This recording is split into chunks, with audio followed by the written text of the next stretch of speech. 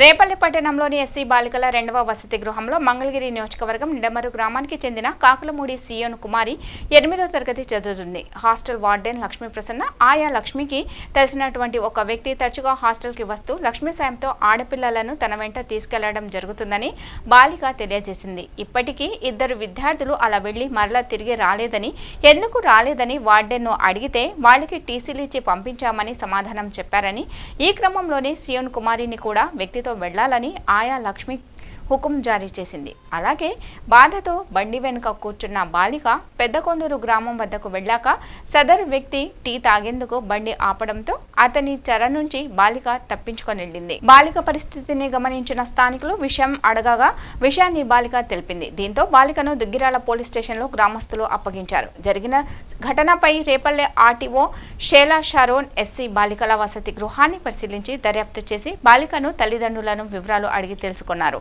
జరిగిన సంఘటనను పూర్తిగా ఆర్టీఓకి బాలిక వివరించగా వాటిపై కేసు నమోదు చేసి వార్డెన్ని ఆయాను విధుల నుండి తప్పించాలని సాంఘిక సంక్షేమ శాఖ అధికారులకు ఆదేశాలను జారీ చేశారు. మనకు అమ్మాయి మళ్ళీ దొరికిందండి. మేము అమ్మాయి దగ్గర నుంచి కూడా మనము స్టేట్మెంట్స్ తీసుకుంటాము. ఇక్కడ ఉన్న ఆఫీసర్స్ దగ్గర నుంచి కూడా స్టేట్మెంట్స్ తీసుకొని detailed enquiry will be taken up and ఎవరైతే ఈ మిస్డీడ్కి రెస్పాన్సిబుల్ ఉన్నారో will take the required action, departmental action as well if the need be will put of police case. పాప మాట్లాడారు, ఏం చెప్తున్నారు మీతో? పాప జరిగిన ఇన్సిడెంట్స్ కొంచెం డీటెయిల్ గా చెప్పడం జరిగింది అండి.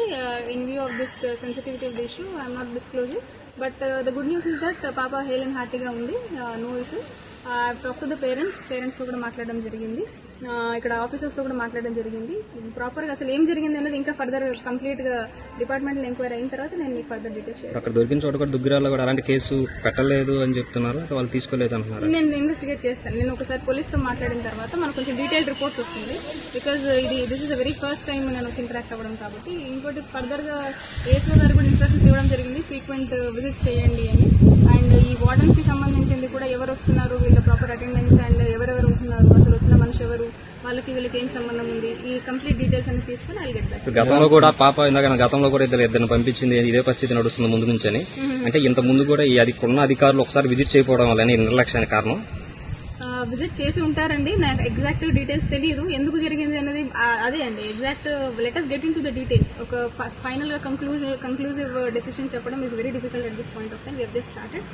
Will take the required measures. If there are anyone held responsible we'll take the action against them and we'll suspend the officials whosoever are there. చాలా మంది హాస్టల్ వార్డెన్స్ లోపల ఉండాలి, ఉండకుండా సపరేట్ రూమ్స్ తీసుకుని సపరేట్ వేరే చోట్ల చూసిన పరిస్థితి చాలా ఉంది మీ డివిజన్ లోనే.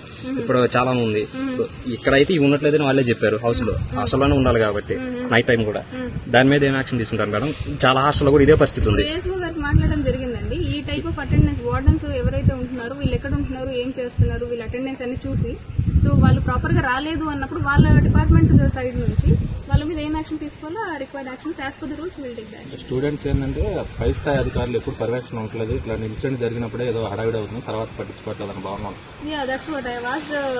ఒక డీటెయిల్డ్ గా నేను ఏఎస్ఓ గారికి ఇన్స్ట్రక్షన్స్ ఇవ్వడం జరిగింది. ఫ్రీక్వెంట్ గా విజిట్ చేస్తూ ఇక్కడికి విజిట్ చేసినట్టు నోట్ క్యాంప్ ఫిక్స్ పెట్టేసి సో ఫర్దర్ గా నా ఆఫీస్ నుంచి కూడా కోఆర్డినేట్ చేయడానికి ఒక పర్సన్ పెట్టేసి ఈ ఆస్పెక్ట్ మీద regarding if there are any problems social welfare hostels ఏమైనా పిల్లలు ఫేస్ చేస్తున్న దాని మీద ఒక పర్టికులర్ పర్సన్ పెట్టేసి ఈ ఆఫీసర్ తో కంటిన్యూస్ టచ్ లో ఉండి వాళ్ళ నుంచి డీటెయిల్ గా రిపోర్ట్స్ తీసుకుందాం అనుకుంటున్నాను. At frequent intervals I take the reports and దాంట్లో ఏమైనా డిస్క్రిపెన్సీ కనుకున్నప్పుడు we will take case file చేయించి దర్యాప్తు కంటిన్యూ చేస్తారు. ఐ టాక్ టు ఎస్ఐతో మాట్లాడిన తర్వాత will go ahead with the investigation to police department. Okay.